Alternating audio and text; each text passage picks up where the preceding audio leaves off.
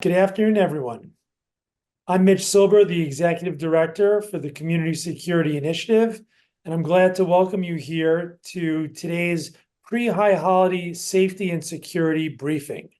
We know obviously that everyone is watching closely the events of the Middle East and how that might have ramifications here at home in New York. So today's briefing is going to be covering a number of different topics, many of those with that in mind. We're going to start out today with a briefing from CSI's intelligence desk, led by Rebecca. We'll move on to what are the top 10 things that you should know as you're preparing for the high holidays for your location. We'll move on to a topic that many of our institutions always grapple with. What is the best way to handle the ticketing process for the high holidays? As we know, many institutions now hand out tickets, and what is that process and how should be done to maintain security. Then we'll move on to cybersecurity and how to keep yourself safe in this higher threat environment. And last but not least, we will then cover and provide an opportunity for questions and answer. So with that, let me turn things over to Rebecca, the head of the CSI Intelligence Desk, for a threat briefing. Over to you, Rebecca. Thank you, Mitch. Thank you, everyone, for joining us here today. As Mitch mentioned, I'm Rebecca. I run CSI's Intelligence Desk, and I am going to give you a bit of a lay of the land, a state of the state, if you will, to understand where we are here in New York, as well as nationally, internationally, and give you some examples of the work that my team on the Intelligence Desk is undertaking, as well as how CSI broadly is really working together to create what I like to call an umbrella of protection over the community here in New York. I want to start off by saying that at this time, there are no known specific credible threats against the Jewish community in New York. That being said, we still need to remain vigilant. It's incredibly important to maintain a heightened security posture, especially at this time. I'm a data person. I think numbers speak volumes. So I'm going to take you through a look at what we're seeing here in New York. This data that you're seeing on your screen comes from NYPD, so it only covers the 5 boroughs of New York City, but I do think sort of what's happening here is reflective of what's happening across the state and frankly across the country. Between January and August, we don't yet have the data for September, there were 255 anti-Semitic hate crimes, which accounted for 56% of all hate crimes against all minority groups here in New York City. And this was an increase year to date from the same time period last year of almost 76%. If we then take a look at CSI's data, which includes incidents that may not be classified specifically as a hate crime, but which occurred targeting the Jewish community, we keep track of everything. What we have seen over the last, these numbers were pulled yesterday, so over the last essentially 9 months, is 197 anti-Semitic incidents. And I'll just note that we separate out anti-Israel incidents from these because we want to also understand when incidents are motivated by anti-Israel and anti-Zionism animus. So this 197 does not include incidents motivated by anti-Israel bias. You'll see those numbers in a moment. These anti-Semitic incidents include bomb threats, graffiti, harassment, assault, and this number is frankly staggering. Also, just to take a look at who is the target of these incidents. It's mostly synagogues across the state, but it's also individuals, right? People who are harassed, sent threatening messages. It's college campuses, Jewish organizations, and frankly, things in the public space like swastikas graffitied on sidewalks or in parks. Now, if you take a look at our anti-Israel incidents, again, not all of these are necessarily considered hate crimes, but some of these were certainly included in NYPD's tally of anti-Semitic hate crimes. We have seen 534 incidents here in New York motivated by anti-Israel bias. Much of them were protest activities, which is unsurprising. We've essentially had a protest, at least one protest every single day in the state of New York since October 7th. Much of it is inflammatory social media posts that include support for terror, vandalism, graffiti, assault, you name it. I think a stat that is staggering to me is support for terror. And of these 534 incidents that I mentioned before, almost 200 of them included support for terror, which means advocating for an intifada, expressing support for Hamas or Hezbollah or any of the recognized terrorist entities, including inverted red triangle to symbolize, someone is a target of anti-Israel individuals. And this is something that is very concerning and that we're really working to try to understand where it's coming from and what we can do about it. We're also dealing with a campus crisis, which I'm sure is not news to many of you on this call. We have had across the state campuses targeted. It happened last year with encampments, and from the moment school began this year to, that first freshman week on campus, we saw convocations interrupted, we saw vandalisms, we saw protests calling for universities to cut ties with Hillels. It is certainly a concerning time on campus in New York, and this also exists across the country as well. Speaking to the explicit support for terror that I mentioned previously, we are seeing many student groups resorting to explicit support for these terror organizations. Each of the images on your screen come from social media accounts of various student groups at colleges listed at the bottom: Hunter College, Gallatin, John Jay, the list goes on. It is seemingly endless, and all of these organizations are supporting Hamas, posting Hamas propaganda content, supporting Hezbollah, and that is something that is certainly concerning. And this was a trend we really saw take off over the summer, where students were home, but they were able to access their, student group social media accounts. And this is when the explicit support for terror really took off. My team also likes to take a step back and look at things broadly.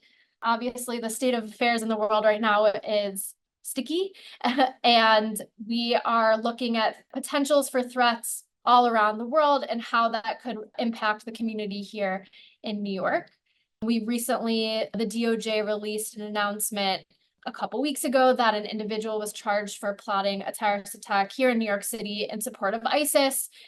We've had reports out of Europe that individuals were arrested affiliated with Iran for plotting to target the Jewish community, France, Germany, and other entities as well. And then we've also seen individuals who are inspired by the current conflict between Israel and Hamas and decide to take matters into their own hands, as was the case with an individual in Florida who decided to attack a solar power facility, decided to make threats to businesses he believed had ties to Israel or Israeli entities. So what are we doing, right? I just gave you a sort of doom and gloom scenario, a lot of bad pictures. But that's what we have CSI for. And I'm very grateful to be part of this team. And you're going to hear from my colleagues when I'm finished about some of the additional physical security measures that all of you can take. But I'd like to think that CSI is really meeting the moment here. We are plugged in directly with our law enforcement partners across the state, local, state, federal law enforcement. We've started a campus security initiative with our partners with the Community Security Service to help campus entities make sure that security is in place for when Hillels are targeted, for when there's large protest activity on campus. We're taking a look at geopolitical analysis, what's happening around the world and what could the impact be here in New York. And we are also engaging in robust social media monitoring, whether it's detecting anti-Israel protests so we can make sure law enforcement is looped in, whether it's picking up threats to the community, both here in New York and frankly across the world, which I'll talk about in a moment. But we are really plugged in and doing, I think, impressive work to make sure that anything that we find online, any threats that are circulating, we're able to elevate those directly to law enforcement and our partners accordingly. Speaking of partnerships, it is pivotal, the work that we're doing with all of our partners across the world. CSI is fortunate to work with the ADL Center on Extremism, Community Security Service, SCN, CST. We joke that all of the Jewish organizations seem to have a C and an S in their acronym. And we work closely with CST, our partners in the UK, CSG, our partners in Australia. Just today, I sent a flag to our partners in Mexico from a threatening individual we located online that we believe to be there. We're really creating this umbrella over New York. It really stretches nationally and internationally. And in addition to our Jewish community partners, we are also working closely, as I mentioned, with our local, state, and federal law enforcement partners, whether that's the FBI, the New York State Police, the district attorney's offices across the state, and the NYPD, of course. And just to give you some examples, so you can see how we practice what I'm preaching. Here's an example. This was an individual on X, formerly known as Twitter, who was posting threats against the Jews that our colleagues in CST in the United Kingdom had located online. They assessed that the individual was located in the United States, and we were able to pick that up. The benefit is they're awake before we are. So this hits my inbox while I'm asleep. I wake up, it's right there. I'm able to immediately action this and get this to our federal partners at the FBI, and they placed this individual under investigation. Another recent example that really speaks to the partnerships, we came across an individual through our social media tools that we utilize who was threatening to kill the president, blow up the White House, a myriad of other threats. His rhetoric was very, very concerning. We were able to identify who he was. We found that he lived in New Jersey, and we were able to elevate that to our Jewish communal security partners, who elevated that to their law enforcement contacts in New Jersey. And ultimately, they paid a visit to this individual and were able to seize his weapons to make sure that he didn't actually carry out any of the violence for which he was threatening. So yes, the situation here in New York, across the country, in Israel is tenuous right now, but CSI is really working to make sure that we are able to keep you safe and secure. And with that, Mitch, I will hand it back to you. Great. Thanks so much, Rebecca. We're now going to transition from threats in the online space to how we can mitigate them in the real world and the physical space. So Ethan Ehrlich, our regional security director, who covers Rockland County, is going to walk us through some of the top things that we can do at our own locations to keep them safe during the high holidays. Over to you, Ethan. Following up on some of the bad news that Rebecca just delivered about the increase in threats, maybe wondering how you and your synagogue can prepare better for threats this year than perhaps you felt that you had to in the past. I'm going to share top 10 steps that you and your synagogue can do to be better prepared for high holiday security. First, and this is usually the first on any of our lists, is access control. We want to keep danger as far away from our synagogue and as far away from our congregants as we possibly can. At a minimum, make sure exterior doors are locked or guarded, or ideally both. Keep an eye on the perimeter. Identify potential danger as far from your congregants as is practical. Develop or maintain a strong relationship with your local law enforcement partners and first responders. Make sure that they feel welcome. Explicitly welcome them to tour your facility so they know the layout and they have multiple points of contact within your institution, both during business hours and after hours. Also have points of contact with your local police. Share your schedule, especially if you're holding large or outdoor events. Greet and screen everyone who's coming into your institution. If you don't recognize them, introduce yourself and ask who they are. This can be done in a polite, professional way without making anyone feel uncomfortable. For example, good morning. I'm Ethan. I don't recognize you. Are you new here? Or are you a member or a guest? Remember, no unauthorized people should be allowed inside your building. Your synagogue is for members and guests only. The general public does not have a right to enter.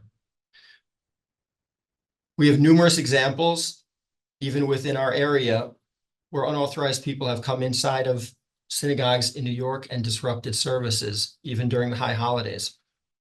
And some of those people were later found to have weapons on them.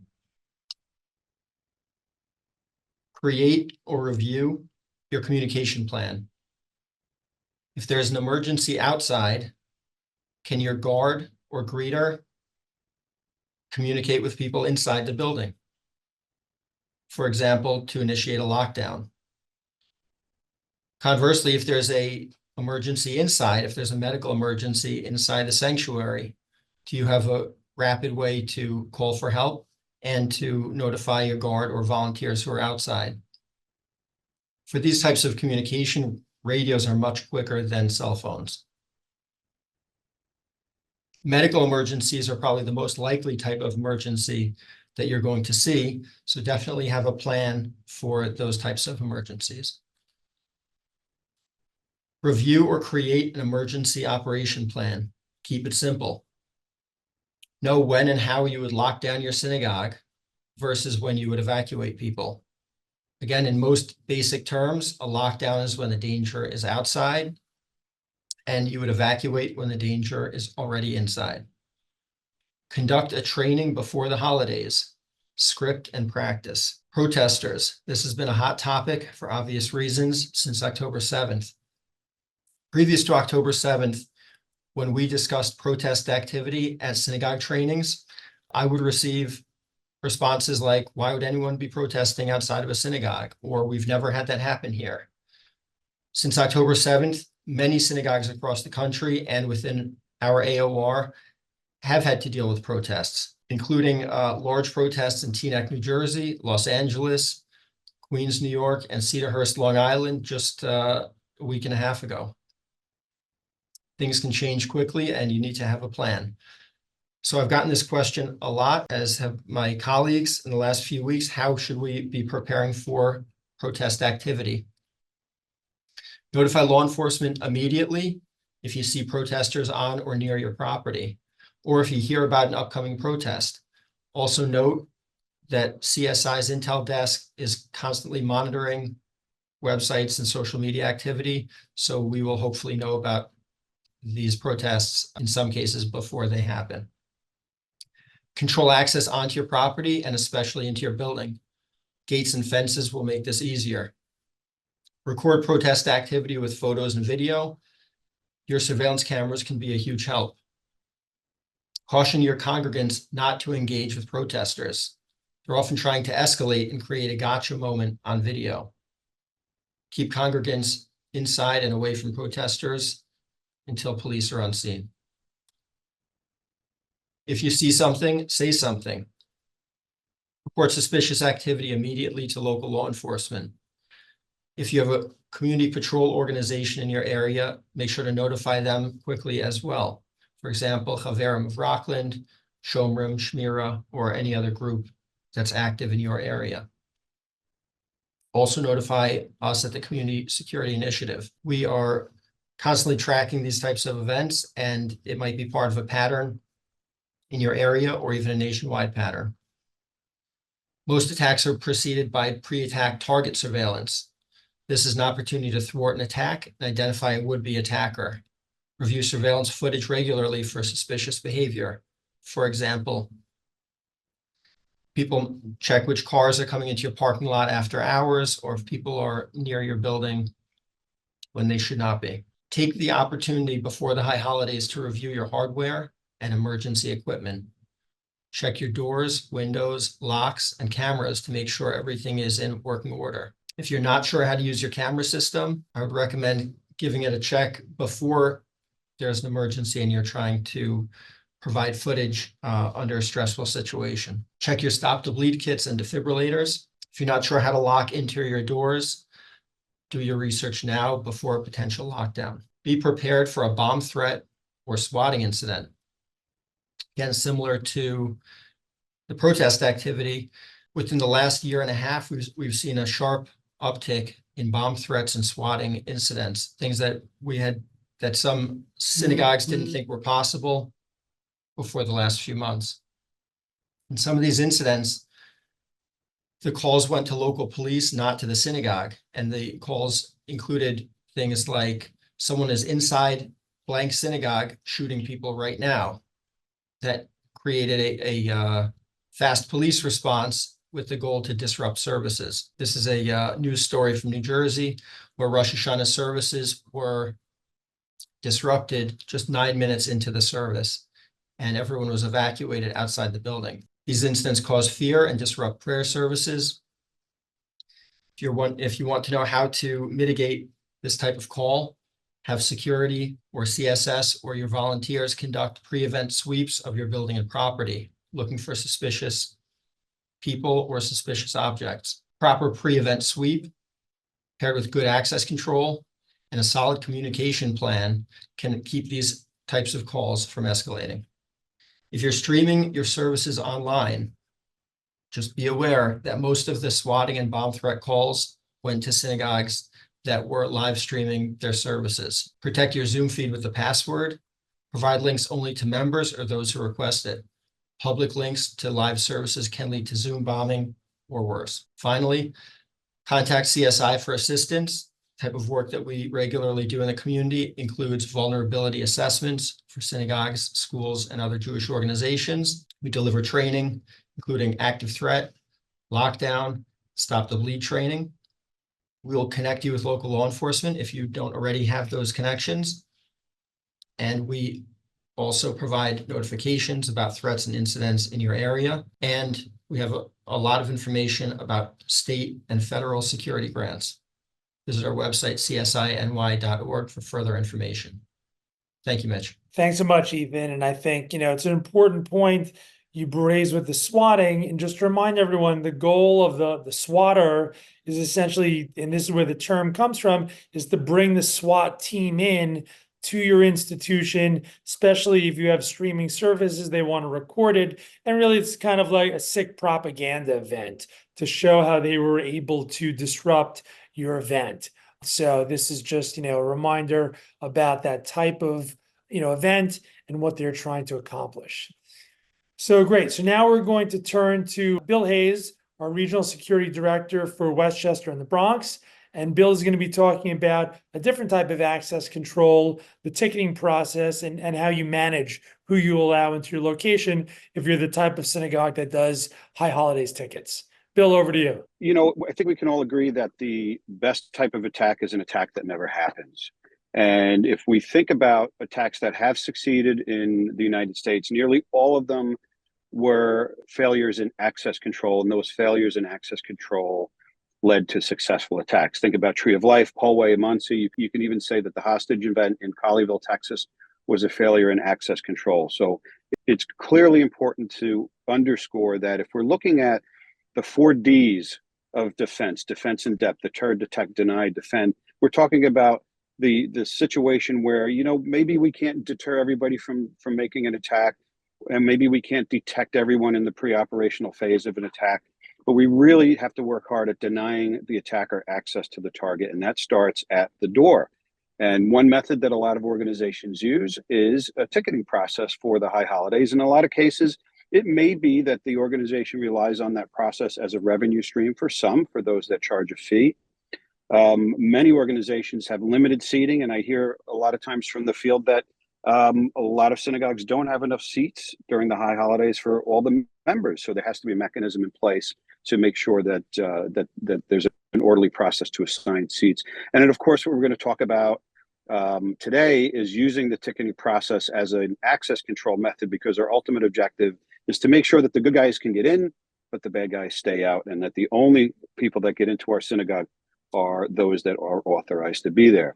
And you can frame the ticketing process as a pre-clearance tool, much along the lines of TSA PreCheck. If any of you participate in that program, essentially what happens is the federal government knows who you are because they've done a background check on you and they've taken your fingerprints. And as a result of that, you're a known traveler or a trusted traveler. So when it's your turn to fly, you don't have to go through as in-depth of a clearance process at the airport, because a lot of that protective intelligence work has been done in advance of your flight. And you can use that same philosophy at your congregation to positively identify or vet your attendees as a part of this process. Especially one of the more risky times are when you're dealing with walk-ins or first-timers or casual worshipers that maybe only come a few times a year and they're not recognized or they're not familiar with the institution, or maybe a prospective member or a guest or somebody that's in the area visiting that wants to attend your synagogue for services. So it's a good idea to cut the ticketing process into 2 particular and distinct phases. There's the pre-arrival phase, and in some case, that's where the purchase is taking place if there's a fee charged, and that's where the assignment of the seats or the tickets is going to take place. And then the second phase is on game day, and I like to use the term game day. We're in the middle of football season, and all the high holidays really are your Super Bowl, right? You plan for a good part of the year. It's a very important time of year, and you're pushing the capacity of your organization. So that game day function is an important phase in the ticketing and vetting process. So let's talk first about the pre-arrival stage. A lot of organizations, and I hear from the field, and my best informants are out in the field, a lot of organizations use a paywall or a member portal. And this is on the organization's website, where in order to access the ticketing function of that website, you've got to have some authorized capability of doing that. In other words, the organization is charging you a fee, or your dues as a dues paying member in an organization, you're given access to the member portal. And through that portal, you can get into the ticketing process for the high holidays. And this is a good opportunity for, at this purchase or assignment phase, for the organization to verify the regulars that are known members of the organization. And in our prior trainings, we always refer to 3 buckets of arrivals: the knowns, the people that are your known quantities, your staff, the people that frequently come to worship that are knowns, and then the unknowns, which would consist of people such as guests, new people, walk-ins, and maybe members that aren't as familiar with the organization, or that the organization isn't as familiar with as the regulars. And a lot of times you can vet these unknowns through a variety of various mechanisms. You can get references from congregants or referrals. It's always a good idea to reconcile your ticket requests against your membership list. If you do charge a fee, the credit card or Venmo or Zelle or whatever process you use to collect your fee is a great means of validating identification. A lot of criminals or terrorists are reluctant to present a form of identification, and a purchase mechanism, a Venmo account, a credit card account, in most cases connects right back to the person that owns that account and takes the anonymity out of the process, thus deterring a criminal from doing so. Yes, I know there are ways of getting unattributable credit cards, but those situations are in the minority. Most legitimate people are going to use a credit card, and at least then you have an idea of who's coming into your organization before game day even arrives. During the purchase or ticket assignment phase, this is also a good idea for you to put forth your organization's policies. And it's good to put a disclaimer out there. First of all, it's nice to put that warning that every purchase will be verified. This has deterrent value. You may not have a 100% foolproof mechanism of verifying every single purchase, but for the most part, if you're using a consistent policy and using things like credit cards and Venmo, no cryptocurrency or anything like that, using legitimate point of sale processes, you're going to be able to have verified purchasers on the other end of that process. And it's good to put it out there because it can have some deterrent value. And this is also a good opportunity for you to communicate any of your organization's policies that would apply on game day, on the day of the service, parking arrangements or restrictions. Sometimes parking is an issue. Bag policy, banner policy, flag policy. A lot of organizations will require ID verification upon arrival or upon exchanging, arriving and getting their ticket on the first day. And then how are you going to handle walk-ins? The policy regarding walk-ins has to be decided upon in advance, and it should be communicated community-wide. So now we get to game day. We've had our process in place, and now we've got to verify the arrivals on game day to ensure that we're reconciling those tickets that we know we issued with the people that are arriving at the door, and making sure that the person holding that ticket or presenting the ticket or their purchase verification is who they say they are. And a lot of organizations have different ways of doing this. Some will issue a physical ticket, maybe even mailed through old-fashioned snail mail, a physical ticket. Numbering tickets is a good idea. Other organizations are using electronic tickets. Sometimes an email receipt with a barcode or a QR code is used, or maybe a special application that the organization is taking advantage of. It's always a good idea to have a check-in list so that the people working the door and greeting people upon their arrival have a means of verifying the tickets that have been assigned against the people that are presenting themselves at the door. And that's done by having a list that everybody can be checked off on. ID verification is a good idea. And then at some point in that process, you're going to conduct your initial screening. And this varies widely from organization to organization. Some organizations will prohibit bags. Some other organizations will do a physical inspection of bags if anybody brings a bag. However you do your process, it's not so much important to, conform to one way or another, doing it or not doing it, or how you do it. The idea is to make sure you decide what you're going to do in advance of the day of the event. And of course, you're wrestling constantly with the issue of walk-ins or publicly open services. And I know that some organizations benefit from having their services open to the public. That does present an additional vulnerability, and you have to consider the things that go along with that additional vulnerability. And that's not to say it should not be permitted, but you have to decide again in advance, can your organization sustain? You may not have the capacity to take walk-ins, and therefore your services are members only. In other organizations, they're trying to encourage the general public or maybe prospective members to come to services. So you have to figure that out in advance. If you are going to permit unregistered walk-ins, you have to figure out how you're going to identify, screen, and make a decision on how you're going to admit those people into your building. Will you require references? Do they have to know a congregant and get a referral?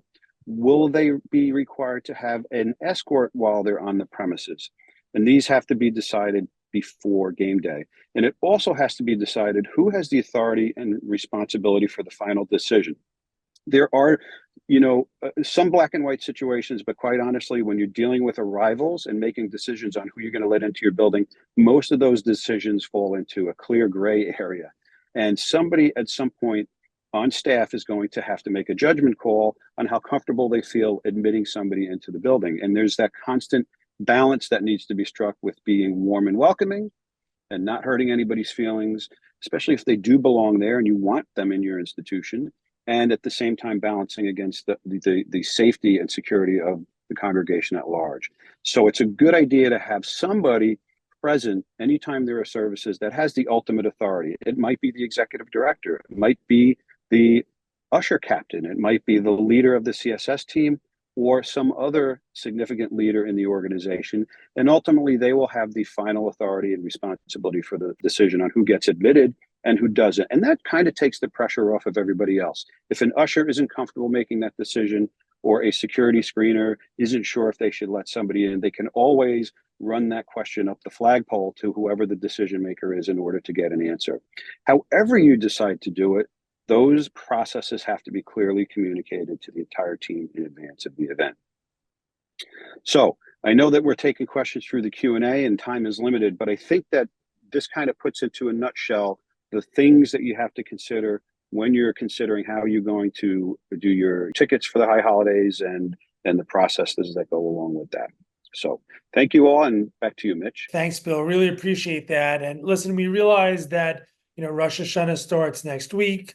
So, if you're starting from scratch, it'll be tough to implement all of this, but there are certainly pieces of this you can implement, between now and next week. And you can certainly work with CSI for next year if you want to do something more sophisticated, along the lines of QR codes for tickets. So we're here to help you as you work through that. Our last presenter for this afternoon is Jeremy Paulson, our Director of Cybersecurity at CSI, and he's going to talk about how to keep you and your institution safe during this era of increased cyber threats. So with that, over to you, Jeremy. I'm Jeremy Paulson. I'm the Director of Cybersecurity Programs here at CSI. Why do we need to worry about cybersecurity? Well, everything you do these days involves some measure of computing devices, and thereby cybersecurity is an issue. Now, the holidays are an important fundraising time for many synagogues and other organizations.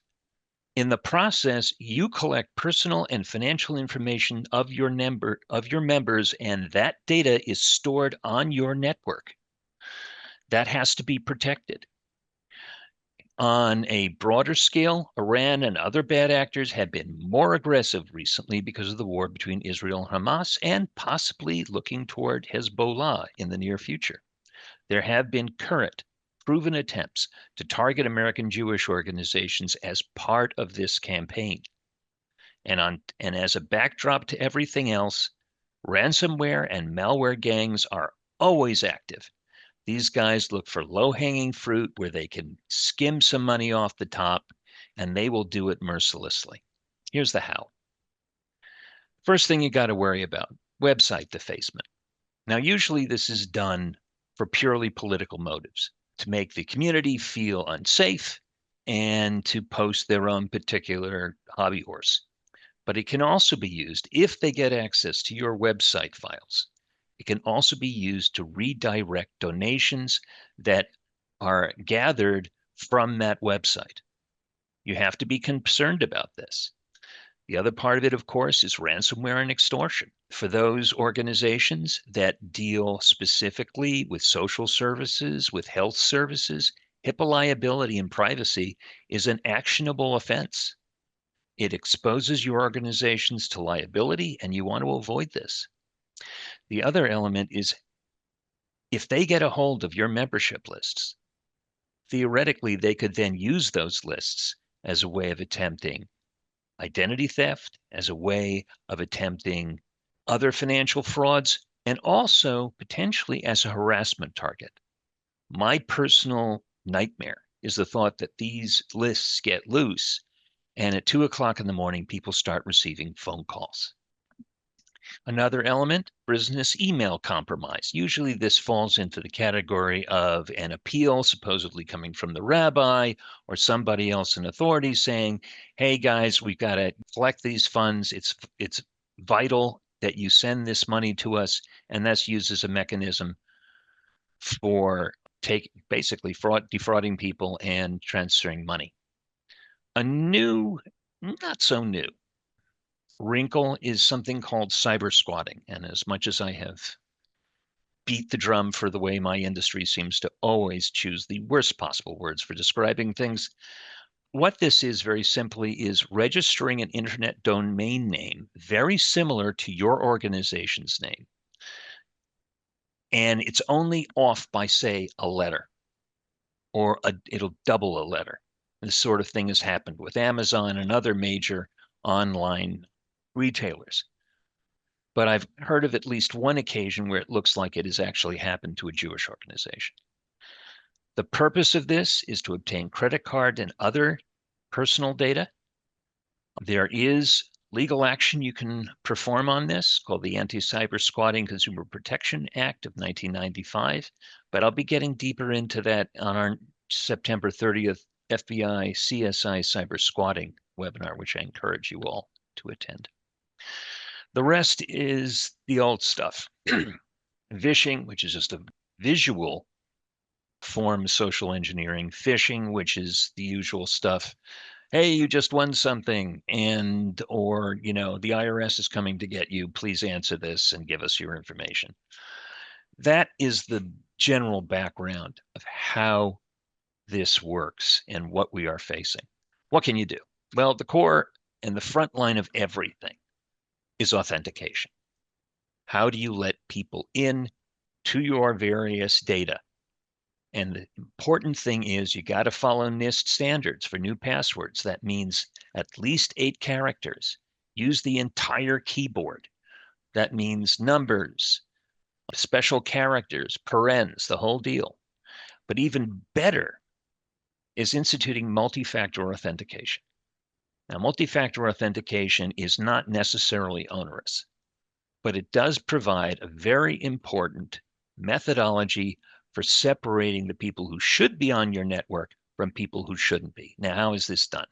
It's typically done by virtue of the fact you log in normally with your ID and your password, and the next thing you know, you get something on your phone or through your email that says, here's a special 6-digit code, and it's a one-time password. You put it into the website, bang, you're in.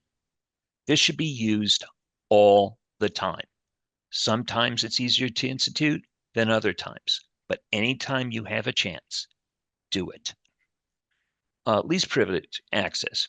It falls into 2 categories. One, if you have old email accounts or accesses from people who died, moved away, or simply are no longer active, get rid of them.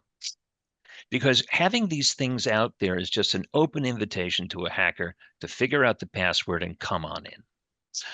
Another thing, very important, limit access to critical data to only those who require it for their function. There's no reason why everybody should have access to your donor list. There's no reason why everyone should have access to your membership list. And there's no reason why everyone should have access to your financial data. Next big one, backup, backup, backup. People have been yelling this now in my field for a good 20 to 30 years, and it still applies. Back up your data. Do it daily. Have it backed up to an independent cloud provider, not Amazon, not Microsoft, not Google, because those are the prime targets of all the hackers. You want to have it in something independent. And anything involving money, let's go back to the old form, guys. The old methodologies, face-to-face, do it. If someone's asking you to transfer $15,000, call the guy up on the phone and say, did you actually send this to me? This will go a long way to eliminating these things. Join our CSI FBI security webinar on Monday. We will get a deeper background on all this. And even better, we have a fully formed program involving assessments, training, and a monthly newsletter which demystifies all of cybersecurity for you guys. Use it. I can't emphasize this more. So there you are. Thank you for your time, and I encourage you to make use of us. Thank you, Mitch. Sure thing. Thank you, Jeremy, for that really insightful presentation. Yeah, and as Jeremy noted, really unique event on Monday. We're doing it in partnership with the New York office of the FBI, their cyber squad, talking about what the environment looks like and what they believe best practices should be done. So something to keep in mind, and it's on the CSI website, or email us for any questions about that event. So it's now 2:45, and we do have some time for questions. I think what we've been asking for is for people to put them into the chat. And I see a couple are in there. One of them is from Lisa asking about, do we have, I assume, anti-Semitism statistics for Rockland and Bergen County? We don't, unfortunately. New York City and NYPD are kind of unique around the country in the sense they're tracking the data on a monthly basis, and it's available in their public portal. Most other counties don't do it so robustly and so quickly. So yeah, unfortunately, we don't have that. What we end up doing is looking at some of the ADL data after the fact and other sources. Will the slides be available afterwards? Yes, there's a link already. Thanks for asking that, David. And then for the Freiburg JCC, is there a way to get in touch with Bill Hayes? Yep, sure thing. All right, although Freiburg, if you're at Long Island, you should be contacting Lerone Felibi. So look on the website for Lerone. What information should be placed on social media service times? Yeah, that's a tough question. We do get that. And, we're torn because on one hand, it's obviously information that a bad actor could use. On the other hand, if as a synagogue, you can't say what time services are on your website, it has the potential to impact attendance. So, I think we generally would say it's okay to put that information out there. It's really just a question of how else can you function otherwise. It's really more protected information, as you heard about, or concerned about Zoom bombing. We wouldn't let people sign up for a streaming service maybe without requesting to join via an email form. But yeah, I think we generally, service times, it's tough to avoid putting that out there. Okay, Jeremy, we have one for you. Do you know if SchulCloud provides for MFA? When I checked out the program about a year or so ago, they didn't offer it. And unfortunately, I have other problems with SchulCloud in terms of the way they back up their data and other things. But at the same time, I recognize that this is a very widely used application and that it serves a very distinct role within our community. But it is a problem. Now, there are ways that you can actually piggyback MFA on top of any given program using something called Duo. And there's a couple of other products out there that do this. It effectively acts as a shell, and it will control who gets into a program by utilizing this MFA add-on. Increasingly, MFA is the way to go. For those of you who are thinking about cybersecurity insurance, it is a minimum. Insurance companies have started to get really hip about where the risks are, and you need MFA in order to get proper coverage. I haven't had a chance to look at it. I'll look at it again, but last I checked, no. I think this is for you, Jeremy. Do you have an opinion on RakeFet, RAKEFET? I've heard of it. I'm not altogether sure about it. Let me give a quick check here. I can look into it. Mitch, Yeah, I think Lisa- in Italian that's pronounced rakefet. Lisa, email us and we'll look into it. We can be in touch. Yeah, it sounds familiar, but you have any idea how many products are out there? You would not question me as to my lack of knowledge. If there's a bomb threat called in, would you wait for law enforcement to advise before evacuating? Ethan, you want to handle that one? Yeah, that's actually a great question. If we're talking about, right, not all bomb threats are created equal. So the specifics of the threat are really going to be important.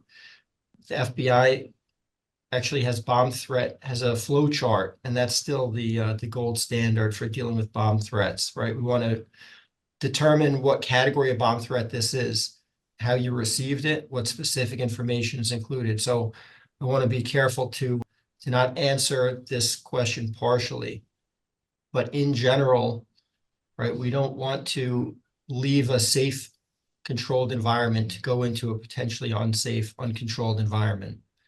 Not if we don't have to, and not until we've been able to put some level of control into the outside. What I'm talking about specifically is leaving a sanctuary or a locked synagogue to go into parking lots or fields where we have no control or security. So I would say in general, we want to evacuate only with police on scene and only if absolutely necessary. We can create a link where you can contact one of us and we can share that FBI bomb threat flow chart with you. Yeah, I saw that some people have already started answering my questions for me about ShulCloud. Apparently, they have instituted MFA. It should be used anytime you can. And Rakefet is apparently very much like ShulCloud, although they don't really tell you a whole lot about how they do things, which is I've always had a problem with, especially when it comes to issues like sign in and other elements. It's really just the website is simply a front end as a way of drawing people to inquire about their product and nothing more. Is it advised to announce evacuation or lockdown procedures to a congregation at some point during services, or does that cause unnecessary panic and discomfort? Look, I think this is somewhat of a subjective question to answer. Ideally, you've done the work beforehand. Ideally, your clergy, your staff have done active shooter training or active threat training so that everyone knows who's in a leadership position what to do depending on the nature of the situation.